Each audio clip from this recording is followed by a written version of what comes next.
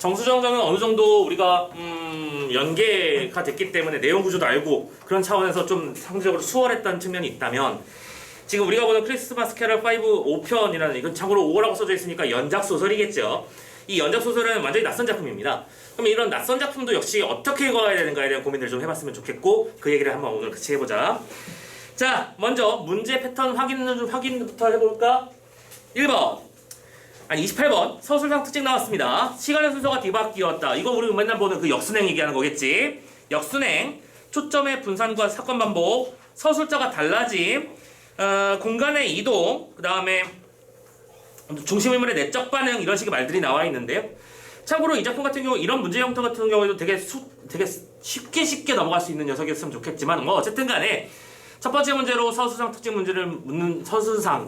묻는 문제가 나왔다는 사실은 알고 있는 바대로. 근데 특이점이 하나 있어, 얘들아. 이 문제의 특이점이 뭔지 알겠어? 선생님이 육모평 때랑 지난번 수능 지문 기출 공부할 때랑 다 반복해서 했던 얘기인데, 요즘 서술상 특징 문제가 어떻게 자꾸 나온다고? 특정한 부분 가지고 걸고 넘어진다고 했었지? 근데 이번 문제는 어때? 다시 올드스쿨로 돌아가 있죠. 그쵸? 그러니까 이거는 이제 예측할 수 없게 되는 영역이라고 보는 게 맞을 것 같아. 작품의 전체적인 특징을 물을 수도 있고, 특정한 부분에 나타난 부분적인 서술상 특징을 물을 수도 있다. 하지만 중요한 건 어쨌든 서술상 특징이 반드시 등장한다는 사실이야. 그쵸? 그 정도는 알아두자고. 그러면 서술상 특징 문제를 풀 때 중요한 건 뭐죠? 반복적으로 등장하는 말을 되게 당연하게 쉽게 빠르게 이해할 수 있는 능력을 기르려면 유사한 기출문제에 대한 풀이가 중요하다. 맞죠? 29번 문제입니다. 윗글에 대한 이해입니다. 자, 무슨 일이 벌어졌죠? 의사가 뭐 했어? 나는 뭐 했고, 뜰에서 내가 고통을 받았고, 나는 뭐 했으며, 혁명과 간첩이란 말 나왔어. 잠깐만. 일단은 이 작품은 인물이 의사나 나 정도밖에 안 보이고 있지. 그지? 그리고 나머지는 뭐 뜰에서의 나의 고통, 나는 뭐 하는 것들을 고민했고, 나는 뭔가를 비교해봤다고 돼 있지.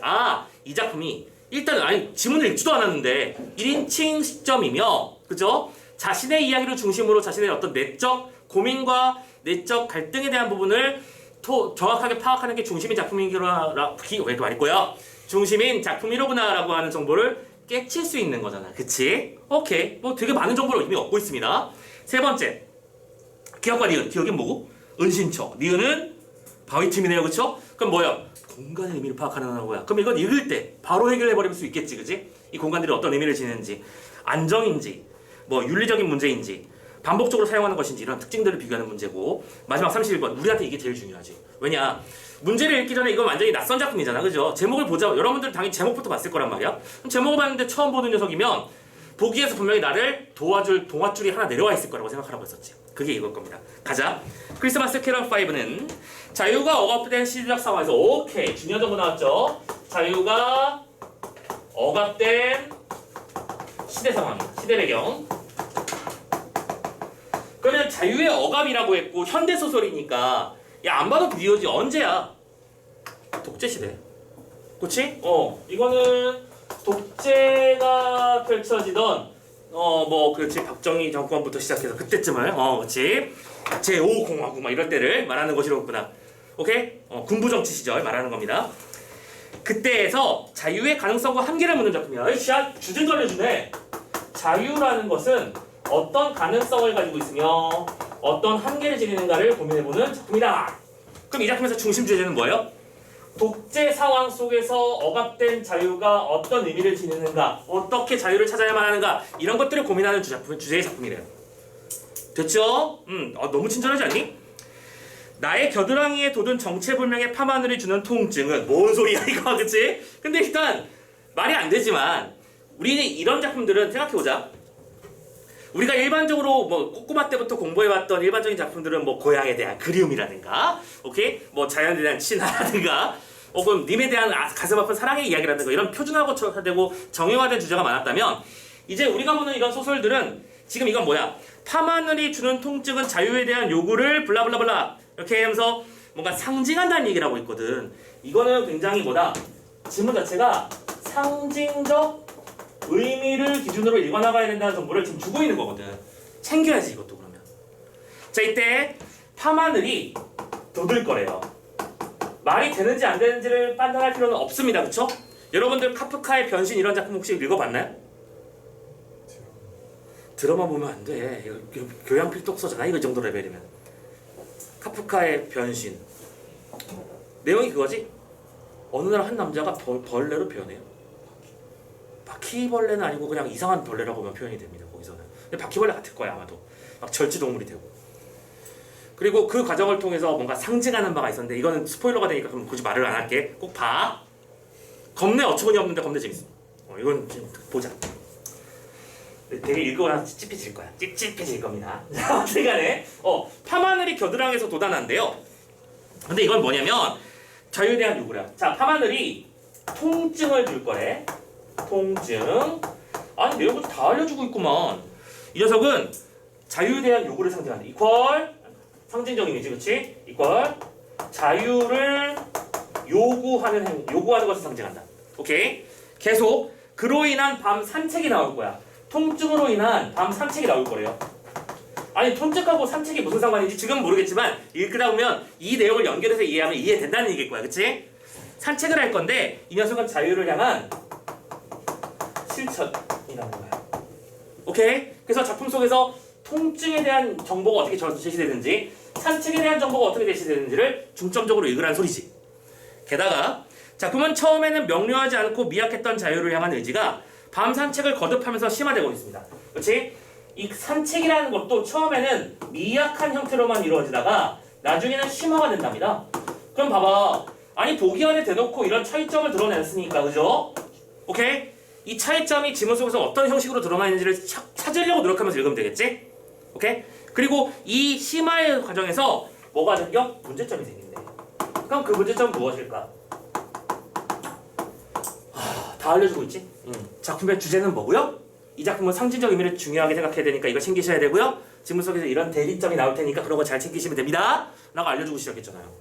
됐죠? 자, 고맙다고 생각하면서 지문을 읽어봅시다. 가자. 그런 일이 있은지 한 달쯤. 자, 그런 일이 뭔지는 모르겠죠? 오케이. 그리고 만약에 이 녀석이 중요했다면 어떤 정보가 주어졌겠지만 지금 모르니까 넘어가자. 한 달쯤 지나니까 어떤 일이 있었고요. 첫 번째, 한 달쯤이 지났습니다. 자, 내 겨드랑이. 자, 내가 나왔죠? 그리고 우리가 예상한 대로 이 작품은 몇 인칭? 1인칭. 서술상 특징 문제가 분명히 존재하고 있기 때문에 1인칭이라는 정보를 챙겨야 되겠고요. 그럼 마지막 챙길 건 이거 하나밖에 없겠네? 주인공 시점일까? 관찰자 시점일까? 근데 우리가 앞에서 읽은 정보에 따르자면 이건 주인공 시점일 것 같은데? 그치? 좀만 더 읽고 확인해보자. 아예 맞으니까 쓰자 그냥. 주인공 시점이에요. 가자. 내 겨드랑이에 생긴 이변의 전모가 대강 드러났습니다. 겨드랑이에 이변이 생겼대요. 파마늘은 어김없이 밤 12시부터 새벽 4시 사이에 솟구친다는 거. 자, 내 겨드랑이에 겨에 파마늘이 생성돼. 그리고 이 녀석의 특징이야. 첫 번째, 12시에서 4시 사이에만 만들어져. 그리고 방에 있으면 쑤시고 밖에 나가면 씻은 듯하다는 거. 두 번째, 방에 있으면 쑤신다. 통증이지? 오케이? 그리고 밖으로 나가면 씻은 듯하대요. 아니 정보 대입해서 풀어야지. 방은 통증이니까 자유를 요구하는 상태이며 밖은 자유가 실천된 상태로구나. 그래서 여기서 통증이란 단어는 원하는다는 뜻으로 번역되고 씻은 듯 나왔다는 얘기는 그것이 이행되었다는 뜻으로 반영된다. 즉 방이라고 하는 건 무슨 공간? 갇힌 공간. 밖이라고 하는 것은 열린 공간. 그치?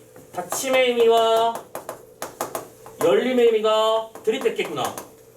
판단되어지. 오케이, 계속 갑니다. 그리고 까닭은 전혀 알 길이 없다는 그런 것들이었는데요. 의사는 나에게 전혀 이상이 없다고 잘라 말합니다. 그도 그럴 것이 그 시간대에는 내 겨드랑이는 멀쩡했기 때문이지. 왜? 12시에서 4시만. 그치? 선생님 응급실에 가면 되잖아요. 이런 생각하지 마세요. 이거 소설입니다. 일단 이거 자체가 말이 안 되는 거예요. 오케이? 자, 선생님도 솔직히 그 생각을 했거든. 야, 응급실이 있는데. 근데 아무튼 간에 그때부터 나의 괴로움이 시작됐지. 파마늘은 전혀 불규칙한 사이를 두고 튀어나왔다. 근데 문장이 조금 이상하죠? 전혀 불규칙한다? 뭐 근데 문제를 푸는데 지장이 주는 부분은 아니니까 넘어가자 그냥. 전혀 불규칙하다? 말이 이상하긴 한데. 아무튼 연이틀을 쑤시든가 했다가 한 일주일 소식을 끊고 두고 튀어나왔고 두고 끊고 했었고 하루 이틀이지 이렇게 줄곧 밖에서 세운다는 것은 못할 일이었지. 자, 뭔 소리야? 우리가 어느 정도 예측 가능하고 버틸 수 있어. 오케이? 맞죠?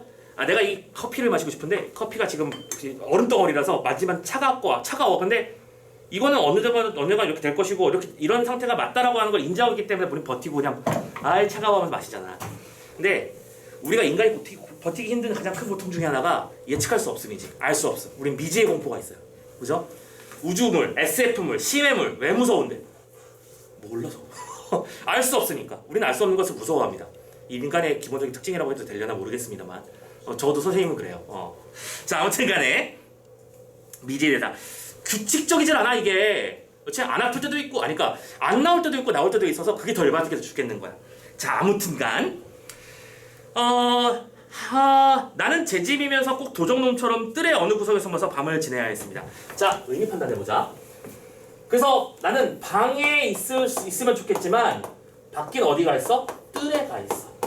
자, 이건 공간도 중요하게 생각해보면서 왜 뜰에 나가야만 했을까? 자유를 실천하기 위해서겠지 라고 상징을 생각해보자. 자, 계속 가자. 그런 생활이 2달째 접어들었을 때 나는 견디다 못해 밤을 넘어서 밖으로 나가보았습니다. 자, 잠깐만. 그러면 뜰은 완벽한 밥은 아니었고 그동안에는 뜰 안에서만 있었다는 건 중간 단계가 있었다는 뜻인 것 같아. 근데 그지? 이해됐습니까? 무슨 말인지? 지금 참고로 이 작품은 1인칭 주인공 시점이다 보니까 지금 이건 2달쯤 뒤지만 이 시간적 개념은 별로 중요하지 않다는 것도 우리는 알고 있었지. 문제화되는 요소가 없었으니까. 그치? 그러니까 이건 크게 신경 쓰지 않아도 되지만 만약에 이 문제가 이렇게 연결되는 거라면 이렇게 읽는 것도 되게 중요했을 거예요. 그쵸? 시간대별 심리파악 비견 지문이 없었으니까 넘어간다. 뭐 아무튼 간에 밖으로 나가보려고 했는데 아니 그랬더니 참 이상한 일도 있었다. 뜰에 나와 있어도 가끔 뜨끔거리고 손을 대보며 미열이 있던 것이 거리를 거니게 되면서는 아주 깨끗이 편한 상태가 되었다. 아하. 자, 방 그리고 뜰 그리고 이렇게 해야겠다. 밥. 공간의 의미가 규명이 되고 있죠. 방이라고 하는 것은 자유가 요구되는 공간이라고. 그래서 통증과 함께하는 공간인데 뜰에 나갔어서 그랬어서. 근데 뜰에서는 뭐가 있었다고? 미열과 그다음에 여기서 했던 말 그대로 쓰자. 미열하고 뭐가 있었지? 뜨끔. 그러니까 미열거리고 뜨끔뜨끔하다는 얘기는 완벽하게 엄청나게 아픈 건 아니지만 그래도 신경은 쓰임이라는 뜻이겠죠? 그런데 이 밖으로 나가면 완전히 어떻게 돼버리는 거야? 깨끗이 편한 상태가 되었대. 편한. 그럼 봐. 아까 우리가 보기를 읽었기 때문에 이걸 적용시키면서 생각해보자면 이게 뭐예요? 미약 상태. 이게 심화 상태겠지. 상시적 의미를 이해하면서 읽고 있나요? 됐죠? 이게 미약, 이게 심화. 그래서 이렇게 되면서 독자들은 곧 진장이 가겠지만 지금 이런 부분도 되게 특이한 점이죠. 독자들은 진장이 가겠지만이라고 말했어. 지금 우리를 부르는 거잖아. 그쵸? 인물이 독자를 상정했다는 건 특징. 문제가 생겼습니다. 내가 의료적인 이유로 산책을 강요하게 되는 시간이 바로 행정상의 통행 제한 시간과 우연하게도 겹치는 점이었죠. 밖에 나가려면 언제 나가는 거야? 12시부터 4시. 근데 이 12시부터 4시라는 시간은 동시에 뭐이기도 해? 통행이 금지되어 있는 시간이. 제한 정도가 아니야, 금지야. 그리고 이게 바로 뭘 상징해? 자유의 제약을 상징하는 거지. 그치? 그리고 이거 선생님이 예전에 다른 작품 설명하면서도 통금 얘기 한번 했었던 것 같은데? 그쵸? 옛날에는 통금이라는 개념이 존재했는데 물론 선생님이 아무리 선생님 요만큼 오래 살지 못했어. 선생님들이 직접 겪은 사건은 아니지만 옛날에는 통금이라는 게 있어서 밤 12시가 되면 사이렌이 온답니다. 그리고 밖에 돌아다니면 잡아가요. 잡아가서 근데 그럴 수도 있잖아. 뭐 술 마시다가 한 잔만 더 하다가 그치? 자, 묶일 수도 있고. 근데 그렇게 되면 어디로 가느냐? 유치장으로 가. 유치장. 그래서 거기서 밤을 새야 돼. 그래서 사상조회 받고 그러던 시절이 있었어. 여러분들이 생각하는 집에서 한번 친구랑 냅다 놀다가 엄마한테 딱 걸려가지고 통금당해서 그런 레벨이 아닌 거야 지금 이건. 그렇죠? 나라에서 움직이지 마 한 거야. 그럼 이게 바로 뭐예요? 독재사회의 그 어떤 상황을 시대 배경으로 하는 자유가 억압된 상황을 말하는 것이로구나. 자유의 억압이잖아. 시대적으로 억압된 자유가 있었던 시기에 즉 그런 자유를 추구하는 것에 대한 가치가 무엇인가를 따져보는 작품이다 라고 말씀드리고 있는 거죠. 이해되셨습니까? 오케이. 통금은 그런 것이고요. 계속하자. 나는 부르주아의 썩은 미덕을 가지고 있었다. 이건 뭔 소리인지 좀 확인해보자. 관청에서 정하는 규칙을 따라야 한다는 것이 그것이죠. 오케이. 나는 자, 나는 어쨌든 규칙이니까 따라야 되는 거 아닐까? 라고 하는 생각을 가지고 있었고 12시부터 4시까지 모든 시민은 밖에 나가지 말기로 되어 있는데 모든 사람들이 받아들이는 규칙이니까 페어플레이를 지키는 사람이면 이것은 소형은 여기서 옆에 한자도 썼잖아. 소형이 무슨 뜻이냐? 리틀 작은 버전의 도덕률일 수밖에 없어. 자, 이거 문장 구조를 좀 잘 봐야 돼. 실은 이거 이 부분이 바로 이번 소설지문에서 말할 수 있는 꼼꼼 포인트. 아까 정수정전에서도 꼼꼼 포인트가 있었습니다. 맞나요? 이번에도 꼼꼼 포인트가 존재하고 있습니다. 지금 문장 구조를 잘 봐야 돼. 지금 두 가지 사람의 종류가 대비되고 있습니다. 뭐냐면 페어 플레이를 지키는 사람이라면 어떻게 해야 된다고 생각하는 거야? 이것은 소형의 도덕률일 수밖에 없대요. 도덕률. 률이라고 말했습니다. 법률처럼요. 지켜야만 하는 것이라는 거지. 문장 이해됐어? 그런데 그러나가 나왔잖아. 왜 여기다 쌤이 강조하고 있는 걸까? 대립지정은 출제 포인트. 그러나 이 도덕률을 지키는 한 내 겨드랑이는 요절이 날 거고 나는 죽을지도 모른대. 그런데 나는 이 도덕률을 지키면 안 된대. 왜? 죽을 수도 있으니까. 무슨 말인지 이해했어? 오케이. 지금 이 문장의 구조는 이겁니다. 자, 12시부터 4시까지는 밖에 나가지 말자고 했고 이런 것들은 지켜야 되는 게 맞긴 하는데 그리고 대부분의 사람이 지키고 있는데 내가 이걸 지키고 있다가는 죽을지도 모른다는 생각을 한다. 이 말이잖아. 무슨 말인지 이해됐죠? 자, 참고로 이런 꼼꼼 포인트에서 이 29번 문제의 오답률 9위 문제가 나온 거야. 그건 잠시 후에 얘기할게. 자, 질문 먼저 다 읽고요. 자, 중력 부분 나왔습니다. 읽어야 되죠? 겨드랑이에 파마늘이 돋으면 밤거리를 몰래 산책합니다. 나는 밤 산책 중에 종종 다른 사람들과 마주치긴 하죠. 오케이. 두 번째 상황. 자, 오늘은 누구를 만났어? 경관. 오케이, 경찰을 만났습니다. 얼른 몸을 숨겼죠. 그는 부산하게 내 앞을 지나가는데 그 순간 나는 내가 레닌인 것을, 안중근인 것을, 김구인 것을 아무튼 그런 인물임을 실감했습니다. 내가 경관을 보고 숨는다 라고 하는 것을 통해서 레닌인지 안중근인지 김구인지를 생각했대. 오케이? 그러면서 자, 그러면 이런 것도 분명히 뭔가 상징적 의미가 있을 거 아니야. 그죠? 오케이? 생각하면서 읽어보자. 그가 지나간 다음에도 나는 어쨌든 은신처에서 나오지 않았고 자, 기억 은신처가 나왔고 이 은신처의 정보는 뭔데? 경관으로부터 숨기 위한 장소였습니다. 판단했죠? 일단 체크만 하고 넘어가. 공화국의 시민이 어찌하여 그런 엄청난 변모를 할 수 있을지 모를 일이다. 그치? 무슨 얘기냐면 나는 뭐냐 그동안 일부러 무슨 법을 어기거나 나쁜 짓을 하면서 살아서 본 적이 없는데 이 썩을 놈의 파마늘 때문에 그치? 나는 이걸 어기할 만해. 나도 자신이 봐도 신기하다는 거지. 그러면서 나는 정치적으로는 백치나 다름없는 감각을 가졌어. 내가 무슨 정치적 어떤 행위를 하는 그런 인물은 아니야. 내가 뭐 정치적으로 이런 독재를 타도하고 이런 걸 위해서 이건 무슨 모사일을 행하고 있는 게 아니지. 그냥 아파서 그런 거잖아. 그죠? 그런데 위에서 레닌과 김구를 같은 유에 놓은 것만 가지고도 알 만한 것이다. 뭐야? 레닌이 누구죠? 사회주의 혁명가. 맞아요. 정확하죠? 또 김구는요? 김구 모르면 진짜 큰일 납니다. 반성하셔야 돼요. 백범일지 꼭 보세요. 얼마나 멋있는 말도 많은데. 선생님은 백범일지를 고등학교 때 처음 읽었던 것 같은데. 고등학교 1학년 때인가? 오, 약간 간지. 그 나중에 김구의 백그라운드 스토리를 알고 더 약간 반했어. 이 김구 형님이 어깨였대잖아. 그 얘기 들었어? 그러니까 우리가 보통 김구 하면 뭔가 이렇게 유순한 느낌의, 그치? 우리 평화를 리드해주는 그런 사람이라고 생각하는 사람들이 되게 많던데 아니래요. 젊었을 때 한 주먹 했답니다. 폭력 사건을 빡! 힘이 엄청나게 좋았대요. 근데 그럼 할 말은 많은데 지금 그럴 때가 아니니까. 자, 아무튼 간에 자, 그러니까 레닌하고 김구는 이걸 묶어도 되나 싶은 사람이지, 그치? 한쪽은 사회주의 사상가이며 혁명가이고 한쪽은 독립운동가잖아.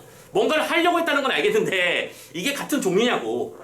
하려고 했던 대상, 목적 자체가 다르잖아. 이쪽은 사회주의라는 노선을 밝히기 위함이었고 이쪽은 우리 조선을 독립시키기 위함이었잖아. 달라. 또 그런데 경관이 지나가는 순간에 내가 혁명가였다는 것도 또 분명한 것 같아. 그렇지? 아무튼 나 혁명가, 이 사람들도 혁명가인 것 같기는 한데 그러다가 또 혁명가라고 자꾸 말하는 게 좀 오버스러운 것 같으면 간첩이라도 좋고 그래 나 간첩인가 보다 했습니다. 지금 뭐 하고 있는 중이에요? 아니 선생님 여기서 혁명가는 뭐고 간첩은 뭔가요? 내가 하고 있는 고민의 모습이지. 나는 지금 뭐 하는 거지? 라는 생각을 하고 있는 겁니다. 맞죠?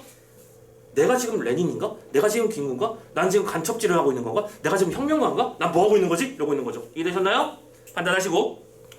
아무튼 간에 마지막에 심지어 뭐까지 가? 도적님이라고 생각하죠. 난 도적인가? 도적놈인가? 근데 도적놈은 맞긴 한데 도적놈은 아닌 것 같고 나는 아주 희미하게나마 혁명가, 간첩, 도적놈들 그런 사람의 마음이 알만한 짓을 했어. 오케이.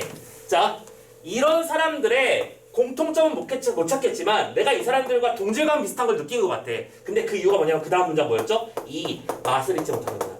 이 사람들의 공통점이라고 생각하는 지점이고 나와의 공통점이라고 생각하는 지점은 이 맛이야. 그러면 이 맛이 뭔데요? 이 맛이 뭔데요?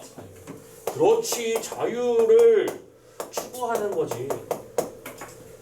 레닌은 부르주아를 상대로, 그치? 만민의 공통 평등을 외쳤고, 안중근은 조선의 독립을 외쳤고, 김구 역시 운동 형식으로 그리고 또 많은 독립운동가에 대한 지원의 형식으로 우리 정부를 이끌었지. 임시정부를. 이 모든 사람들은 자기가 원하는 행동을 했다는 거야. 무슨 말인지 이해됐어? 원하는 행동. 자기가 하고자 하는 바를 이뤘다고. 그리고 항상 탄압되는 대상이 있었지. 탄압하려는 대상이 있었다고요. 되시죠? 자, 그래서 그래 내가 원하는 일을 하는 것을 하는 것이로구나. 그렇지. 이것도 써볼까? 자유라는 게 뭐라고? 자신이 원하는 일을 하는 거야. 아니 밤에 산책하는 것도 자유잖아. 내가 하고 싶은 거잖아. 근데 그게 안 되니까 지금 열받는 거잖아.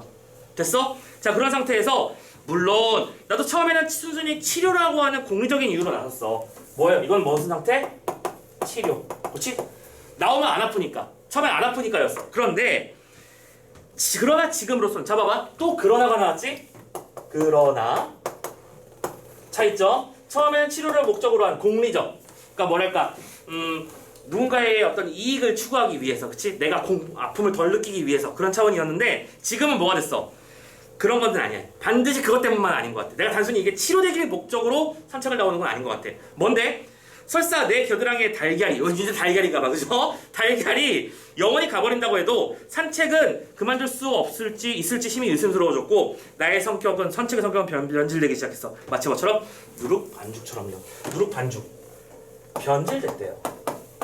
반죽은 왜 변질이라는 표현을 쓴 겁니까? 원래는 가루였고 그것이 물을 만나서 반죽의 상태가 되었고 그 반죽은 나중에 면이 됐든 그치 수제비가 됐든 뭐의 상태로 바뀔 거잖아. 특히 반죽은 부풀어 오른다는 성질도 가지고 있고요.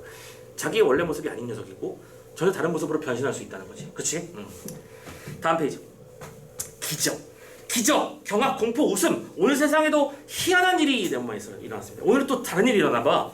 한강 사이로 산책을 하고 있는데 겨드랑이가 간질간질. 더듬어 봤지? 털! 이번엔 또 털이야. 뭐가 심상치 않고 막 약간 뭐랄까, 혹시 여러분 새 깃털 만져본 적 있나요? 만져보면 약간 독특합니다. 독특해요. 자, 아무튼 간에 털은 괜히 빳빳하고 잘 묶여있는 느낌이고 빗자루 같은 느낌도 들고 보통이 아니야. 그래서 나는 바위틈을 모을 준비했어. 자, 이 니은 여기다 쓰자. 그냥 바위틈. 바위틈에서 내가 뭐 하려고 했었지? 자신의 겨드랑이에 생겨난 깃털을 자세히 관찰하기 위해서 숨은 장소야. 맞죠? 오케이. 야, 근데 이거 하는데 이렇게 하진 않잖아. 예를 들어 한번 볼래? 이거 아니잖아. 뭐 혼자 봐야지, 그지? 그래서 이렇게 숨었습니다. 나는 실소했어요. 실소했다. 무슨 실수가 아닙니다. 실소입니다. 뭐예요? 엄청이 아니야. 피식 웃는 거야, 이거. 헐. 뭐야 이거? 이런 느낌이야. 실소를 했어요.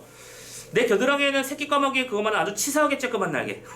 자, 그리고 맞아, 그게 지금 작품에 거의 이 날개라는 단어가 주는 의미까지 판단한다면 이제 겨드랑이에 돋는 것의 정체는 뭐야? 자유로구나. 새, 날개, 자유. 우리 맨날 하는 단어잖아, 그치? 그래서 그래요. 날개가 돋다는 걸 상상했어.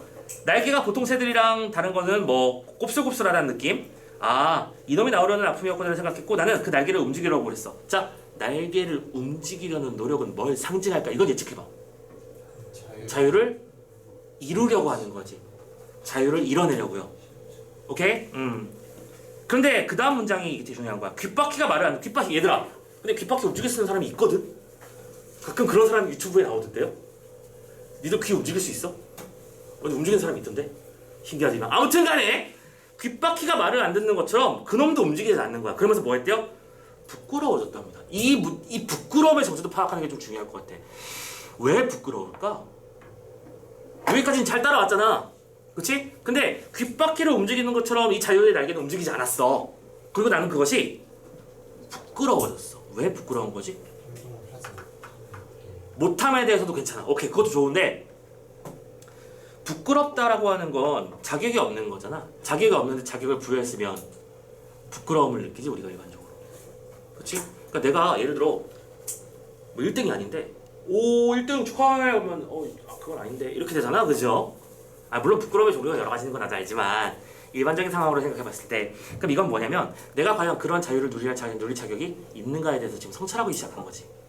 그러니까 지금 중요한 건 이거야. 아까 이게 문제점이라는 단어가 나왔었잖아. 이 문제점이 부끄러움이라는 정서랑 연결됐어야 돼. 오케이? 그럼 문제점은 뭔데? 뭐 물론 이 작품은 소설이니까 무조건 이 뜻이야라고 말 못해 선생님도. 오케이? 하지만 첫 번째 자유를 누릴 만한 자격이 과연 있는 것에 대한 어떤 자아성찰이 이루어지고 있는 것일 수도 있고, 두 번째 내가 이룬 자유가 아직 너무나 보잘것없고 조그마한 것이기 때문에 그럴 수도 있고, 여러 가지 이유가 있을 수 있을 것 같아. 하지만 이게 문제점이라는 사실은 연결시킬 거. 여기까지만 해주면 돼. 자, 질문 다 읽었죠? 오케이. 이제 아까랑 똑같은 일이 벌어질 거야. 이 내용을 완벽하게 이해했고 이게 무슨 말을 하고 싶었던 건지 이해했다면 문제는 술술술 풀리기 마련이지. 28번부터 1번. 시간의 순서가 뒤바뀌었다. 아닌데요? 한 달쯤, 두 달쯤, 오늘 이런 식이었잖아. 그치? 두 번째, 유사한 사건이 반복 제시됐네요. 네, 맞아요. 자꾸 겨에서 뭐가 돋아요. 그런데 서술의 초점이 분산된 거야 이게? 아니지. 하나로 모아준 거지? 겨에 잠깐 겨에 집중한다니까 좀 이상하긴 한데 아무튼 간에 그 정체에 집중하겠죠. 세 번째, 장면에 따라 서술자가 달라졌니? 아니요. 납니다. 세 번째, 공간의 이동에 따라, 그렇지, 공간의 이동은 있었어요. 그죠? 산책할 때마다 나갔을 테니까. 근데 인물의 경험을 다른 인물의 시선을, 야 이씨 말도 안 되지. 이거 1인칭인데 무슨 소리야. 5번, 사건에 대한 중심인물 나의 내적 반응. 부끄럽기도 했고, 그치? 놀라웠기도 했고. 중심인물의 자신의 목소리를 통해 제시했습니다. 맞습니까? 완벽한 설명이죠. 정답 5번. 자, 29번이 핵심인 것 같은데요. 29번 가봅시다. 자, 일단 1번은 선택한 사람 별로 없는 것 같은데, 의사가 진단을 하지 못하는 것은 내 증상이 의사 앞에서 나타나지 않았어. 오케이? 이건 뭐 지문의 내용 그대로죠. 넘어갑시다. 2번, 나는 자신의 집에서 도적놈과 비슷한 형식으로 행동하곤 했다. 맞나요? 근거가 되는 구절 아까 뭐라고 했었어? 꼭 제 집이면서 도적놈처럼 뜰의 구석에 숨어서 밤을 지냈대. 그 이유는 뭐 때문에? 방에 있으면 밤하늘이 돋아서 아프니까. 그렇지? 2번도 오케이입니다. 세 번째, 뜰에서 나의 고통은 방에서보다는 덜하지만 완전히 사라진 건 아니야. 즉 아까 우리가 봤던 어디다 썼지?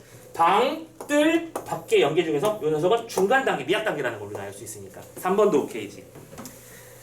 아니 왜 2번이 11%고 3번이 19%인 거야? 아마도 급했을 거고, 오케이? 완벽하게 내용을 이해하지 못한 상태에서 내리 찍어버린 거겠지. 4번 봅시다. 나는 시민이 정한 규칙을 준수해야 하는 페어플레이를 지키게 되지 못하여 고민한다. 자, 봐봐. 선생님 아까 이거는 아까 총총 때도 말씀드렸죠? 우리는 이 녀석이 왜 답인지 이유를 이미 알고 있지만 다시 한 번만 확인하자. 뭐라고요? 시민이 정한이라는 말만 싹 지우고 다시 한번 읽어봐. 나는 규칙을 준수한다는 어떤 페어플레이를 지키지 못하는 것에 대해서 고민하고 있다. 그쵸? 맞잖아. 여기까지 맞잖아. 근데 뭐가 문제였어? 시민이 정한 규칙이라고? 규칙을 시민이 정했니? 아니잖아. 그게 아니잖아. 즉 이게 뭐라고? 표준적으로 여러분들을 함정에 빠뜨리는 방식이며 오답을 만들어내는 방식이다. 맞나요? 맞는 말 속에 틀린 구절을 하나 쏙 집어넣기. 아니면 다 맞는 말인데 연결관계를 요상하게 해놓기. 오케이? 대충 읽는 사람들은 이 두 가지 패턴에 항상 낚입니다. 조심하셔야 됩니다. 이 문제를 내가 틀렸다라고 하면 내가 지문을 완벽하게 이해하지 않고 느낌으로 그냥 제껴버렸구나 라고 하는 걸 정확하게 인지해주세요. 아시겠죠? 이 문제가 시사하는 바가 큽니다. 마지막 5번. 혁명가나 간첩 이런 단어들은 내가 자신의 행동을 이해하기 위해 자신과 비교해보는 대상이다. 무슨 말인지 이해됐죠? 내용을 완벽하게 이해하니까 뭐 어려운 말이 아니잖아. 30번 문제 넘어가 봅시다. 은신처랑 바위 틈이었어. 다시 한번 체크. 은신처는 경관으로부터 숨은 장소, 바위 틈은 겨에 돋은 날개를 확인하기 위해서 숨은 장소. 1번. 기억은 정신적 안정을 위한 공간. 아니죠? 2번 기억은 윤리적인 이유로 몸을 숨기는 공간. 애매하잖아. 이게 바로 선생님이 항상 말씀드리는 그거지. 세모 X 패턴이지. 이건 약간 좀 다른 얘기지만 한 번만 더 하자면 여러분들이 세모에 매달리지 마세요. 선생님이 주요 트립은 매달리지 마야. 이게 맞는지 아닌지는 판단할 필요가 없어. 항상 우리는 문제를 풀다 보면 이런 구절들을 만나게 될 거거든. 맞다고도 볼 수 있는데 아닌 부분도 있는 것 같아. 그러면 보통 어떤 일이 벌어진다? 뒤가 확실하게 아닐 거야. 오케이? 근데 이거를 규명하겠다고 문제가 공부가 안 된다면서 막 질문을 들고 와요. 슬프지만 네가 해야 될 일은 이게 아니야 라고 선생님 항상 말씀드리죠. 자 봐요. 뒤에 봐보세요. 니은이 정치적인 이유로 몸을 숨긴 거니? 아니죠. 너무 완벽하게 아니잖아. 그럼 기억을 고민할 필요가 없는 거지. 오케이? 3번 기억은 니은과 달리 타인의 출연으로 인해 몸을 감추고 맞네요. 기억은 경관이라는 타인 출연했지만 니은은 혼자 숨었잖아. 3번 정답. 4번 니은은 기억과 달리 반복적으로 아니죠. 한 번만 사용했고요. 5번 기억, 니은 모두 과거의 자신을 긍정한다. 과거의 자신을 긍정한다고? 이건 또 뭔 소리야? 아니지. 자, 대망의 마지막 문제 31번입니다. 가보자. 오히려 이 문제가 좀 더 쉬웠을 거야. 자, 이런 문제는 또 다시 한 번만 더 본문의 어떤 구절 하나와 그치? 보기의 어떤 구절 하나가 예쁘게 연결되는 형태로 이루어졌을 거야. 그치? 1번 통행 제한으로 인해 블라블라한 상황은 자유가 억압되는 시대 상황 자체를 말하는 것이다. 맞나? 연결하는데 문제 없지? 오케이. 2번째 밤하늘이 돋았을 때 극심한 통증이 있었나요? 오케이. 자유가 그만큼 절박하게 요구되었던 상황을 보여주는 동시에 자유를 얻기 위해 필요했던 고통을 암시하는 여기서 말하는 고통이라는 게 자유를 얻을 때 느끼게 되는 고통을 상징하는 것이겠구나. 3번 그러니까 작가들은 진짜 대단한 사람들인 거야. 그치? 꼭 뭔가 피를 흘리고 막 민주화를 향해서 투쟁했고 이런 걸들 얘기하는 게 아니라 겨의 밤하늘이 돋았다라고 하는 어마무시한 개념으로 그치? 자유를 표현할 수 있다는 거. 참고로 이렇게 상징적으로라도 글을 쓸 수밖에 없었던 당대의 상황이 좀 슬픈 일이기도 해요. 이런 식으로 생각해봐. 이거는 그 당시에 출간된 소설일 거 아니야. 그치? 그 당시에 타도 정부 이런 얘기를 쓸 수 있어 없어? 없잖아. 그러니까 이렇게 돌려가기를 하고 있는 거잖아 지금. 문학의 기능 중 하나예요. 오케이? 3번 공리적인 목적을 가지고 있었던 산책이 점차 누룩방적처럼 변질되었다는 표현이 있었나요? 동그라미. 자유의 필요성이 망각되어 자유를 위한 실천의 목적이 뭔 소리야? 자유의 필요성이 망각된다고? 야, 우리가 봤던 단어 어디에서 자유의 실천에 대한 필요성이 망각됐다는 말이 나왔어? 이건 너무 쉬운 패턴이라서 문제가 더 쉬웠던 거야. 그치? 본문의 오케이와 보기의 오케이와 연결을 따져본다고 했을 때 이 녀석은 보기 오케이가 안 됐잖아 일단. 그치? 보기에서 그런 말 한 적이 없으니까 정답은 3번입니다. 그쵸? 4번 밤하늘이 날개로 바뀐 것은 산책을 통한 심화를 상징한다. 오, 날개를 심화로 연결했구나. 그치? 마지막 5번 날개가 귓바퀴 같다고 생각하는 점에서 부끄러움. 부끄러움의 정체 요거지. 그치? 이것은 산책에도 불구하고 자유를 의지대로 실현하기 어려웠던 한계에 대한 이제 그렇지. 내가 원한다고 그게 되는 게 아니라는 거야. 뒷바퀴를 움직이는 것과 똑같다는 거지. 하고 싶어도 할 수 없었던 것. 그런 것들을 부끄러움이라는 단어로 표현한 것이로구나. 판단할 수 있겠죠. 정답은 3번이었고요. 여기까지 내용 판단 끝냈습니다. 오케이. 자, 고생들 많이 하셨습니다. 여기까지. 일단 오늘 파트 좀 끝냈고 다음 주도 아마 내내 해야 될 것 같아요. 그죠? 제발 자기 시험지 좀 들고 와. 부탁이야. 알겠지? 그리고 선생님 오늘 해달라고 부탁했던 거 잘 생각해 주시면 좋겠고요. 자, 오늘 고생 많이 하셨고 살펴가시고 다음 주에 마저 만나봅시다. 고생했어.